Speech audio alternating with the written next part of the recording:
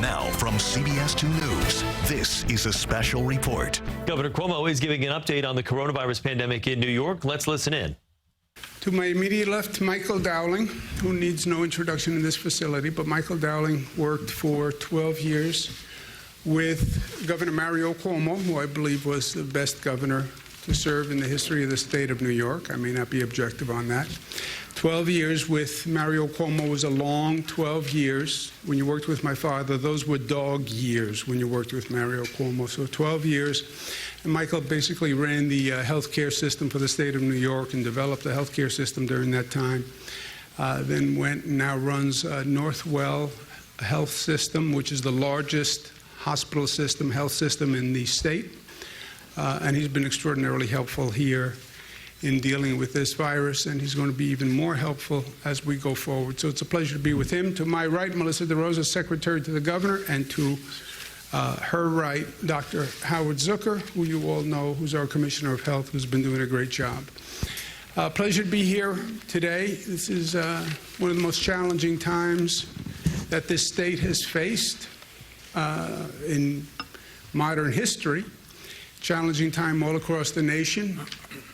A lot of questions, a lot of anxiety, a lot of opinions out there. Everybody has an opinion. Everybody has watch the news, talk to people. Everyone has an opinion on what we should be doing. Everyone has thoughts that they want to share.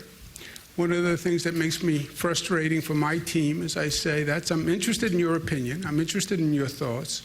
But let's start with facts first, right?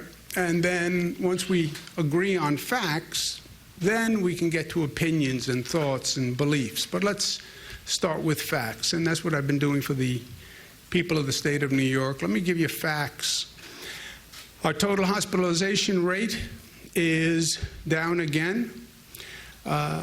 You see this curve. We talked about it on the way up, which was a painful journey. We talked about it at the quote-unquote apex, which turned into more of a plateau, a flattening. And now we're seeing it gradually decline. We would have liked to see a steeper, faster decline, but this is where we are, and it's a painfully slow decline, but it's better than the numbers going the other way. You see it on total hospitalizations, you see it on intubations, and you see it also in the number of new cases per day. This is important because while we're seeing that hospitalization rate go down, and you see the number of new cases going down, those number of new cases are still problematic, right? So it means 600 new cases yesterday. With everything we've done, we still have 600 new cases yesterday, either walking in the door to hospitals or people who are in hospitals who were then diagnosed with COVID. But that number is also going down. One of the most stubborn situations and the most distressing are the number of deaths, and that is down from where we were, but it's still 232 yesterday, which is an unimaginable and painful reality that we have to deal with. And when people talk about how good things are going and the decline and the progress, that's all true. It's also true that 232 people were lost yesterday, and that's 232 families that are suffering today. Also a caution in the number of deaths.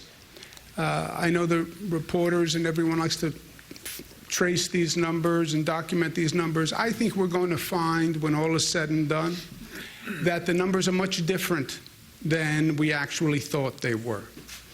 The amount of information that is now coming out that changes what we believed or what we were told happens almost on a daily basis. This was a virus that started in China. Now, last week, the CDC says, oh, it didn't come from China. It actually came from Europe to the East Coast. That's how it got to New York, and that's how it got to Chicago, et cetera. That by the time we turned off travel from China, the China travel ban, the virus was already gone. and it was in Europe, and then it came here from Europe. And we didn't know at the time, so February, March, flights were landing, people coming from Italy, from the UK, et cetera, they were bringing the virus. We didn't know. They're now saying that the virus may not have come just in February, March. The virus may have come late last year. They're doing testing in Chicago now on people who passed last November and December to see if they passed from the COVID virus. So I think this is all going to change over time. So a note of caution. And I think it's going to be worse when the final numbers are tallied. We're also not fully documenting all the at-home deaths that may be attributable to COVID. So I think that the reality is going to be actually worse. But there's no doubt it's a time of unprecedented anxiety, stress. People want answers. People want answers now. Haven't had a paycheck. They don't know where their job is. They don't know if they're going back to work, where they're going back to work, when they're going back to work, and they want answers now. And I understand that fully. But before we look for answers, let's make sure we're all understanding the same question, right? And the question here is not, do we open or reopen the society? When do we reopen it? We have to reopen the society. You know, it's like asking, when do you start breathing? You have to breathe, right? The economy must function. People need incomes. The economy has to work. The state needs revenues. People have to be able to live their lives. You have to be able to get out of the house. You have to be able to see friends. You have to be able to see family. So it's not a question of do we reopen. It's a question of how we reopen. That's really the question that we have to grapple with and that we're dealing with in New York. Our position in New York is the answer to the question, how do we reopen, is by following facts and data as opposed to emotion and politics, right? Everyone has emotion. I want to go back to work today. I want to go see my family today. I want to be able to go to a bar and have a couple of drinks and socialize with my friends today. I do, by the way. But it's not about emotion. It's not about political position on reopening. There's no Democratic position, Republican position. This virus kills Democrats, Republicans. There's no politics to this. Deal with facts and deal with data. And use that to instruct you, even more important at a time of high emotion. Understand the emotion, appreciate the emotion, but deal on the facts and the data. And you have it. You can calibrate by the number of hospitalizations, the infection rate, the number of deaths, the percentage of hospital capacity, the percentage that you're finding on antibody tests, the percentage you're finding on diagnostic tests, positive, negative. You're collecting tracing data. Make your decisions based on the information and the data. That's what we're saying in New York. That actually works. And by the way, we know it works. When you look, there's a chart today that was published by the New York Times. You look at what's happening in New York, yes, our line is going down. Our number of cases is going down. We have turned the corner and we're on the decline. You take New York out of the national numbers, the numbers for the rest of the nation are going up. They are going up. To me, that vindicates what we're doing here in New York, which says, follow the science, follow the data, put the politics aside and the emotion aside. What we're doing here shows results. The hospitalization rate is down, the number of deaths is down, and the number of new cases is down. For me, I've been focusing on this number of new cases. That's where our health professionals are focused. Why? Because with everything we've done, closed schools, closed businesses, everybody shelter at home, all the precautions about wear a mask, wear gloves, etc., you still have 600 new cases that walked in the door yesterday. Week before that, we still saw 1,000 new cases every day. Where are those new cases still coming from? Because we've done everything we can to close down. how are you still generating 600 new cases every day? Where are they coming from? Again, let's look at the facts, let's look at the data, let's understand and see what we can do. So what we've done over the past few days is we asked hospitals, look at just those new cases who are coming in, right? Yesterday, 600 new cases. Where are those people coming from, and what can we learn from those people to further target and refine our strategy? When you look at where they're coming from, they're primarily coming from downstate New York, which is not surprising. Basically equally distributed. Long Island is 18%. So that's a number that jumps out at you. Rockland, Westchester, which is where we did have a problem, that's down to 11%. When you look at the racial breakdown of who's getting hospitalized, you see it's disproportionately minorities, disproportionately African American and Latino, again in downstate New York. Higher percentage male, 52-48. We don't know exactly why, but the virus doesn't discriminate generally. And a very high percentage comorbidities, which is what we've been talking about and which we understand, which is not a surprise. This is a surprise. Overwhelmingly, the people were at home, where there's been a lot of speculation about this. A lot of people, again, had opinions. A lot of people have been arguing where they come from and where we should be focusing. But if you notice, 18% of the people came from nursing homes. Less than 1% came from jail or prison. 2% came from the homeless population. 2% from other congregate facilities. But 66% of the people were at home, which is shocking to us. Disproportionately older. But by the way, older starts at 51 years old. I'm a little sensitive on this point. But if older starts at 51 years old, then that's a large number of us old folk in this state, in this country. So that whole vulnerable population being old, well, old is now 51 and up. So think about that. 60 to 70, 20%, 70 to 80, 19%. But 51 years old is old. Okay. Then I am very old. Transportation method, we thought maybe they were taking public transportation, and we've taken special precautions on public transportation, but actually no, because these people were literally at home. 2% took car services, 9% were driving their own vehicle. Only 4% were taking public transportation, 2% were walking. 84% were at home, literally. Were they working? No. They were retired or they were unemployed. Only 17% working. So that says they're not working, they're not traveling, they're predominantly downstate, predominantly minority, predominantly older, predominantly non-essential employees, and that's important. We were thinking that maybe we were going to find a higher percentage of essential employees who were getting sick because they were going to work, that these may be nurses, doctors, transit workers. That's not the case. And they were predominantly at home. So now that's only 3 days. That's just about 100 hospitals, 1,000 people. But it reinforces what we've been saying, which is much of this comes down to what you do to protect yourself. Everything is closed down. Government has done everything it could. Society has done everything it could. Now it's up to you. Are you wearing the mask? Are you doing the hand sanitizer?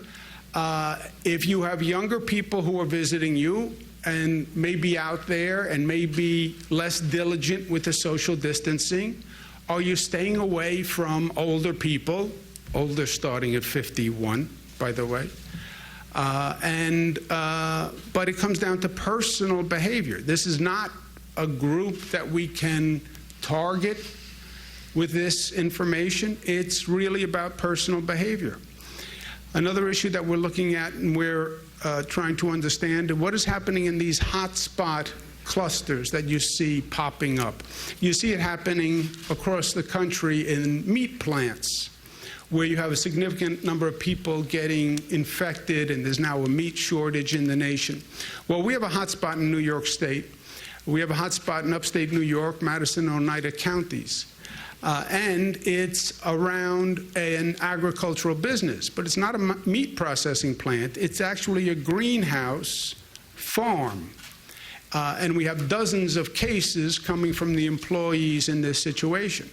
So what does that tell you? Well, it's not really about meat or vegetables, right? There's nothing about the fact that it was a meat processing plant, because we have a vegetable processing plant. It is about worker density and large gatherings. That's the caution flag here. That's the message. It's not about poultry. It's not about meat. It's not about vegetables. It's when you run a facility with a large number of workers in a dense environment. And we learned that already in New York when we had the New Rochelle hotspot, which was the first hotspot in the nation, New Rochelle, Westchester. And the lesson was 1 or 2 people infected who go to a large gathering or a dense gathering, that virus just takes off on you. And we learned that in New Rochelle. They're learning it again in meat processing plants and poultry processing plants across the nation. And we just went through it again and we're going through it now in Madison and Oneida counties. So that's something that we have to watch and keep in mind. Also, at the same time that we're going through this reopening exercise, I want to make sure we don't miss the opportunity in the moment. And the opportunity in the moment is that we went all through this. Let's learn the lessons, and let's take this moment in history to actually improve from where we are and to build back better. I want to set the bar high and set the goal of not just replacing what we did. Okay, everybody go back to where we were. I don't want to say that we spent all this time, all this pain, all this suffering, lost all these deaths, only to go back to where we were. Go back to a better place. How do you find the silver lining in this viral storm and actually improve your situation? We're on Long Island. We went through Superstorm Sandy. It was horrendous. Thousands of people displaced. But we learned and we built back better. Long Island is better for having gone through Hurricane Sandy. Well, how can you say that? Because it's a fact. We learned, we improved from a horrendous situation. Well, how do we do that here? And that's part of what we want to do. You know, people talk about making changes in society. Change is very hard to make. Change is hard in your own personal life, right? How many New Year's resolutions did we make as a society that are still in effect here in May, right? I was supposed to lose 5 pounds. I was supposed to be running every day. I was supposed to never lose my temper. Forget it, 1 week, maybe 10 days for the temper. But history does show that people are ready for change at certain moments. And I believe this is one of those moments, like a Superstorm Sandy, like a 9/11, like we've seen after natural disasters around the country, where people say, I get it, and I'm ready to make changes. And that's what we want to do. And that's what we talk about when we say, look, it's not just about reopening. It's about rebuilding. It's literally about reimagining and moving the state forward at this moment. And we want to do that. How do we come up with a better transportation system? How do we have more social equity in society, a better safety system, better housing, better economy, better education, better healthcare system? And we need the best minds available to take this moment, to put together with the best thinking that we can find to make the best improvement. One of the lessons is in public health and our hospital system. We worked in an impossible situation when this started. We were told that we may need 130,000 hospital beds for COVID. That was the initial projections. We only have 50,000 hospital beds in the state. How do you get 50,000 hospital beds to a 130,000 capacity? It was impossible. And by the way, we don't really have a public health system. We have separate hospitals all across the state, but they don't really function as one system. They never really work together on a day-to-day basis. They don't share patient load. They don't share PPE. How do you do that? And we scrambled and we made it work. But now how do we institutionalize that? And how are we ready for the next COVID or the next whatever it is?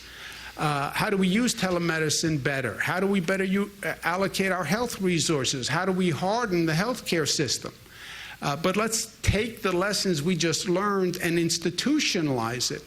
And we've asked Michael Dowling to do that. He was a big part of the scramble that we went through to make it work. And Northwell was a leader. It's the largest and, in my opinion, the most innovative. But now how do we take that and institutionalize it so we don't have to go through this again? So next time something like this happens, we can just open a book and it says, here's what we do, step A, step B, step C.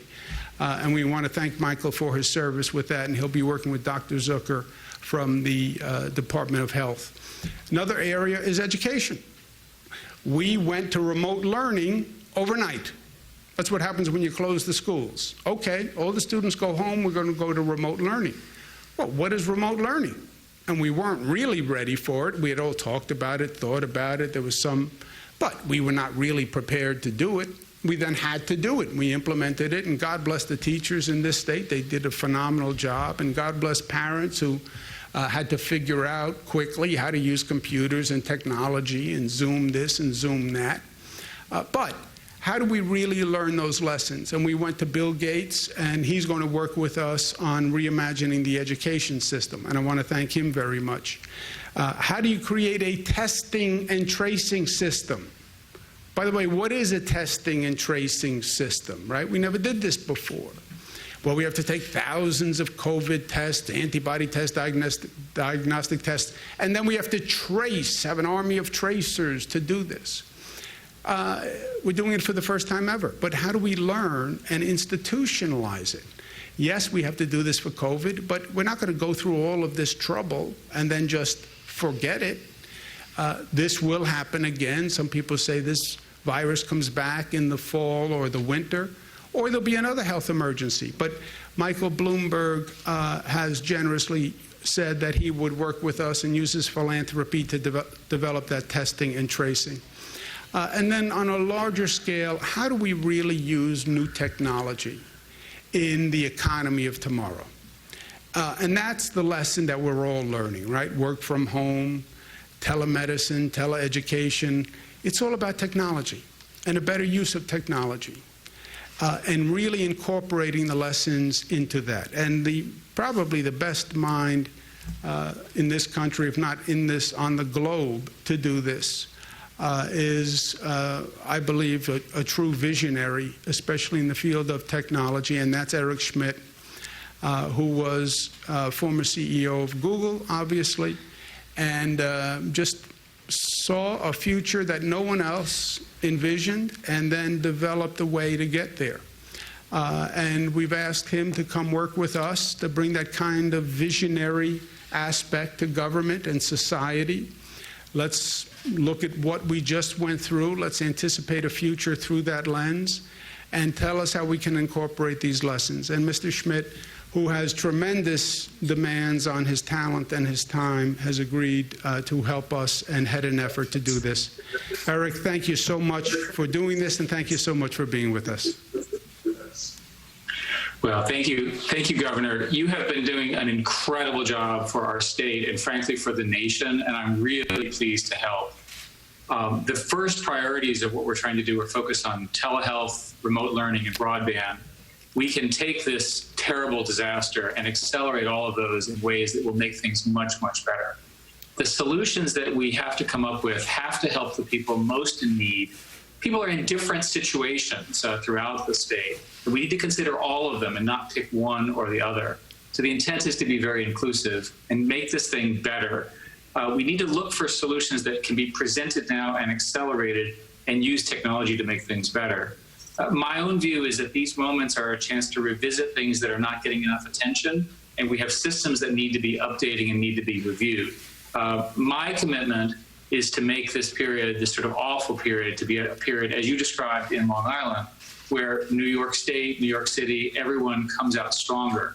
The public-private partnerships that are possible with the intelligence of the New Yorkers is extraordinary. It needs to be unleashed. Well, great. You are the person to help us do that. We are all ready. We're all in. We are New Yorkers, so we're aggressive about it and we're ambitious about it. And I think we get it, Eric. You know, we went through this period and we realized that change is not only imminent, but it can actually be a friend if done the right way. And I hope that when we look back on this time, we talk about all the pain, all the suffering, but we also say it was a moment in time where we came together and we brought a creative aspect and an innovative aspect, and we worked together in ways we never did before. And we made this place a better place. And I can't thank you enough for doing it. Eric, thank you very much. I look forward to continuing the conversation and working together. Mr. Schmidt, thank you. Thank you, Governor. Thank you. That is exciting. Last point today is National Nurses Day, as you know. Nobody knows better than New Yorkers how our nurses really stepped up with our healthcare professionals. You know, when the pressure is on in our lives, you wind up seeing the best and the worst in people, and heroes rise to the occasion.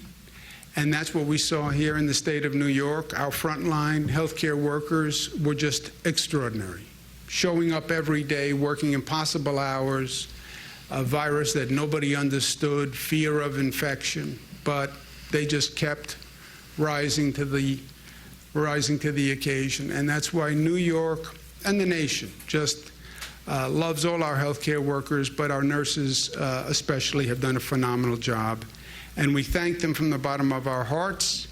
And JetBlue had a beautiful idea of a way to say thank you, which is donating round-trip flights to 100,000 medical personnel and nurses to honor their efforts. Isn't that a beautiful thing? 10,000 to New York medical professionals. Michael Dowling is not eligible for that situation, but other than that, because we need him here in New York. But it's a nice way that JetBlue is saying thank you, and all of us will find our own way to say thank you. But I'm sure every New Yorker joins me in saying thank you, thank you, thank you from the bottom of our heart. To all the nurses who are here today, God bless you. And thank you for getting us through this. And thank you for being New York tough, which is not just tough, but smart and disciplined and unified and loving. God bless you. Questions? Yes, about reopening. So along the way, you've rubber stamped some things that you could say make common sense, like golf courses. You know, you were asked about drive-in theaters. You said, hey, that might be a good idea. So if a business owner right now says, I have a super creative way to do this, I can do it immediately and be safe. You talk about smart New Yorkers, intelligent New Yorkers. Do you trust that? And do you move forward with other things? Yeah. Piecemeal, maybe. Yeah, we have a very detailed reopening plan with very detailed steps. I touch on it in what we just talked about. We look at different regions in the state because there are different situations in different regions, right? New York City is different than Long Island, is different than the Adirondacks, is different than Buffalo, New York. And the numbers are just dramatically different. The way we talk about in this nation, states are in different places. In this state, regions are in different places. That's how big this state is, how diverse it is. So there are specific factual data points that each region has to assess. Is your infection rate going up or is it going down? Are your hospitalizations going up or your hospitalizations going down? Do you have healthcare capacity if, God forbid, that infection rate takes off on you? Do you have the hospital capacity to deal with that? Do you have the ICU beds to deal with it? Do you have the PPE? If yes to those questions, then in that region, working with the local officials, what businesses do we reopen? And the analysis there is, businesses that are most essential and pose the lowest risk should go first. Construction jobs, because construction jobs, especially exterior construction jobs, workers are basically socially distanced by the nature of the work and can wear masks, getting that construction industry up and running again. Manufacturing, in a manufacturing setting where you can do social distancing, right? The meat plants are a caution flag. The poultry plants are a caution flag. The agriculture farm upstate is a caution flag. Not manufacturing where you have density and people 3 feet from each other on a factory line, because that's a problem, but manufacturing where you can socially distance. And then you can even go business by business. Drive-in theater, where an employer says, this is how I'm going to operate it. Everybody stays in a car. Nobody gets out of a car. You can make those decisions. So bookstores, you could say maybe a laundromat, no. Will we get to that point? You will get to that point. And we have the steps where you go through the data. Because first of all, you want to make sure you have the virus on the retreat, right? You want to make sure you're not still seeing that virus like fire through dry grass. And we do have the virus on retreat all across the state. Different levels of retreat in different parts of the state, but it is on retreat in all parts of this state, which is dramatically different than the numbers for the nation, which is worth noting. You have states that are opening where you still are in the incline. I think that's a mistake. Governor. In regard to the spike in homeless population in New York City, do you think by cutting the Advantage program, you bear some responsibility for New York City's spike in homeless population right now? No, we've increased funding for homeless all across the board. Local governments then decide what the best programs are for that locality. It's different in Nassau, different in Suffolk, different in New York City. But we've increased funding dramatically, exponentially. So it's not just a question of funding, it's how you use that funding. And I've worked on the homeless issue since I was in my 20s. First, I ran a not-for-profit. I was the largest not-for-profit provider for homeless families in the United States. Then I went to the federal government. I worked on homeless programs all across the country. I've been in more homeless shelters, homeless programs than probably any other elected official. So it's not just money. You have to know what you're doing, and you have to have a program that makes sense. So, Governor, with the presidential primary back on for now, I understand there might be an appeal. What are you doing to make sure that county boards of elections are able to handle what will likely be a very large influx of absentee ballots and protect poll workers who still must be there? Yeah, look, the best we can do, you still have to run elections. The court said we have to run elections. I don't think it's a good idea to have people go standing on line to vote. You shouldn't say to a person, if you want to exercise your civic duty, you have to endanger your public health and possibly endanger others. We've seen video of other elections held across the country. We have people waiting on lines 6 feet apart to vote. I mean, that made no sense to me. So to the extent we can do absentee ballots and make that available to everyone and mail them out to everyone and make that easy, I think that is the best way. If we have to also have an election day where people show up on election day, my 2 cents to people is please vote by absentee ballot so you don't have to show up. But then if they have to show up, they have to socially distance, etc. Governor, just because you say everyone can get an absentee ballot, that doesn't mean that the county boards of elections are prepared. I believe other states have had issues trying to ramp up too quickly and haven't been able to handle all of the requests and sending out ballots in time and counting ballots. Are you doing anything to make sure that the boards of elections around the state are able to handle what you are asking them to? Yeah, well, we're working with all the local boards of elections. I've not heard from any board of election that says they can't send out the ballots. We told them last week they have to all send out pre-stamped forms that people can just send right back. And I haven't heard any issues from any local boards of elections. Have you heard any? We're working closely with the local county board of elections as well as the heads of the Democratic and Republican Party to make sure everyone has confidence in how the elections are being held. There is a very real possibility that certain elections won't be called on election night.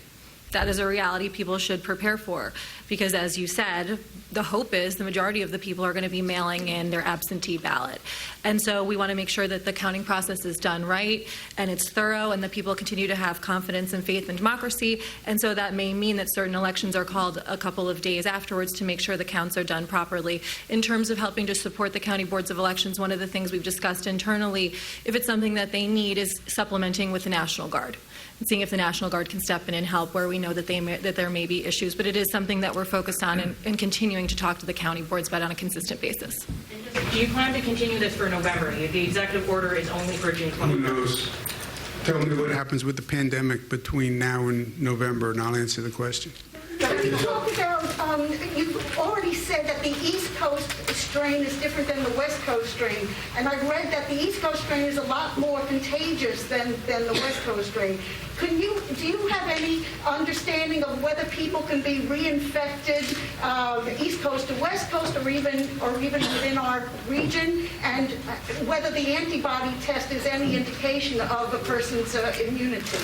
Okay, you're now beyond my pay grade on information, so I'm going to refer the question to Dr. Zucker. But just for what I know and what I believe I said, originally we were told the virus came from China, right? And everything was stop the virus from China and China travel ban. CDC comes out last week and says, oh no, it didn't come from China. It went from China to Europe and then from Europe to New York, which is a dramatically different situation, because we were sitting here in New York, February, March, watching China, and the federal government came in and they were at all our airports screening everybody from China. Nobody screened people coming from Europe. And now it turns out there were like 2 million people who came from Europe during that time.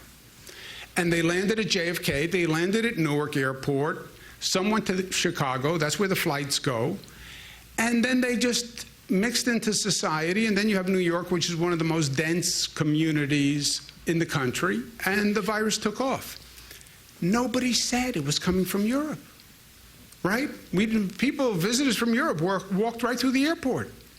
Nobody said to New Yorkers, be careful if you just with somebody who came from Italy, be careful, they may have the virus. Nobody said that. So it was totally new. I can't speak to the East Coast strain versus the West Coast strain. On the antibodies, there was an initial thought that if you had gotten the virus and you had the antibodies, that you would be immune to another infection. I think that's now being questioned. But again, you're beyond my pay grade. Dr. Sure. Zucker, would you like to? Thank you, Governor.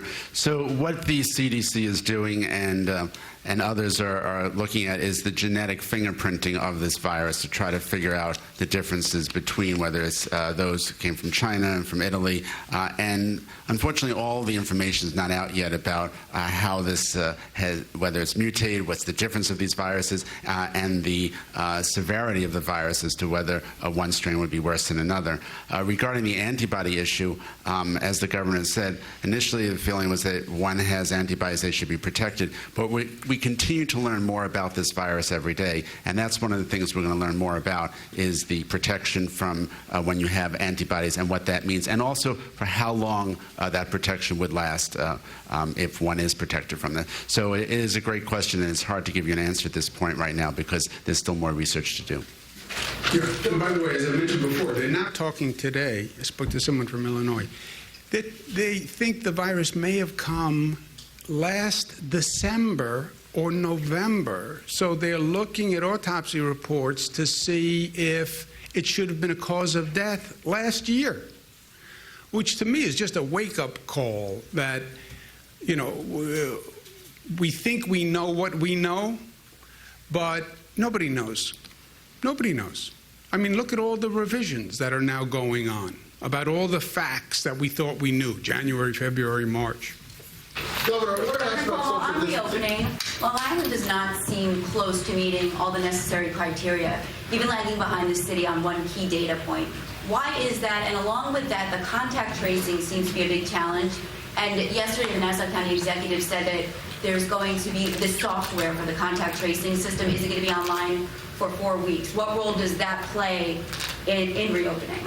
Yeah.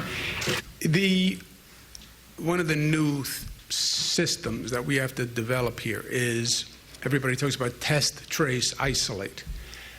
We have to do thousands of tests. By the way, we've already done 1 million tests in this state. This state has brought testing online faster than any state in the country. And we now do more tests per capita than any country on the globe in New York. So we've been very aggressive and successful at bringing testing online. But we have to have testing in every region, Long Island, New York City, upstate, different regions upstate. And then an army of tracers. You're talking about thousands of tracers who take every positive, call up every positive. Who did you go to dinner with? Who did you, whatever. And then isolate those people. And you have to have facilities to isolate people who can't be isolated. Some people can't be isolated at home. So that has to be in place in every region. We are working with regions to get that up and running. But you have to have the virus on the decline, and then you have to have a way to monitor that virus, and that's testing and tracing. I don't know about the county's software system. I don't know if Jim knows. I spoke to the county executive last night, and that is one issue that we're working with the county on, is the testing and tracing. The other piece that I think you referred to was the gross hospitalizations, new people coming in the door, which is a sort of concern of new infections. The data that the governor mentioned today, where are people coming from, what are their demographic information, who are they, will help isolate and target better for people in regions to say, here's a hotspot zone, to get that infection rate down. So this will help Long Island and other regions target better where the infections are coming from to lower that overall infection rate, which will help in the reopening process as we go forward. And that's what Michael Bloomberg is helping us with, putting together this tracing, testing program. Again, it's never been done before on this scale. We have to do it now. And then we actually want to keep it institutionalized, because I don't believe this is the last time that we're going to go through this. I think this is part of the overall new normal. You know, we're seeing storms we never saw before. We're seeing changes in the environment, changes in weather patterns. And I think this is going to be, it's the first real public health emergency that we've had on this scale. But I would not believe that this is the last time we go through it. So I think learn the lessons and institutionalize it. Let's take one more. Governor, I wanted to ask about social distancing. There have been critics in the city that are saying that lower income and minority neighborhoods are having tougher enforcement than upper or more affluent neighborhoods, or even in Central Park. What would you comment on that? Yeah, social distancing. Not in this city, because we're on Long Island here, but in these, let's call it in the city. In the city, when you're on Long Island, the city is New York City, although there are many cities in the state. The social distancing is important. The enforcement of social distancing and wearing a mask is left up to the local governments, and the local governments have discretion on how to enforce it. And obviously, it should be enforced in a non-discriminatory, non-selective way. But I think it is important that people socially distance. It's not, I think. I know it's important that people socially distance. I know it's important that people wear a mask. I know masks are now even believed to be more important by healthcare experts than they initially were, that they can be more effective. And it is so easy, relatively, in the scope of things, to wear the mask. I mean, look, we're at Northwell. Look at what the people here at Northwell just went through for the past 2 months to save lives. And we're asking people wear a mask so you don't spread the infection. Compared to what people have gone through, you don't want to wear a mask? No, that's not who we are. It's not what we are. We're part of a society. We understand we're responsible one for another. wear the mask. I don't even have a good-looking mask, and I wear it. I have this very plain, boring, white, ugly mask. But with this face, it doesn't make a difference. Thank you very much, guys. You've been listening to Governor Cuomo give an update on the outbreak in New York. We're going to now return to regular programming here on CBS 2. For extended local coverage, stick with our streaming service, CBSN New York. I'm Chris Raggi. This has been a special report from CBS 2 News.